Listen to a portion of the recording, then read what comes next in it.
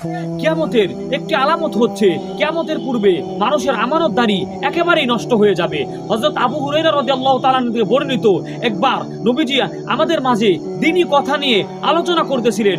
তখন একজন আরবি এসে নবীকে জিজ্ঞাসা করেন, ফাহানা ইয়া রাসূলুল্লাহ, হে আল্লাহর নবী, কিয়ামত কবে হবে? তখন নবীজি বলেন, ইদা তুইয়াতিল আমানা, যখন আমানতকে নষ্ট করে দেওয়া হবে তখন কিয়ামত হবে।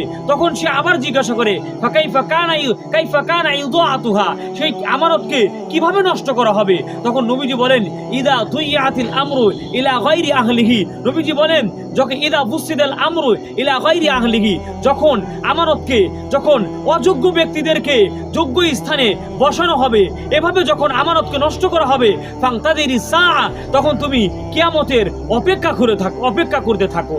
এই হাদিসের মধ্যে যদি আমরা একটু লক্ষ্য করি তাহলে দেখুন, আজ বর্তমান পৃথিবীতে মানুষের মধ্যে আমানতদারি নেই বললেই চলে। আর আজ সব জায়গাতেই অযোগ্যদের অবস্থান হয়ে দাঁড়িয়েছে। আল্লাহ আমাদের সকলকে এই ফিতনার ব্যাপারে সচেতন হওয়ার তৌফিক দান করুন।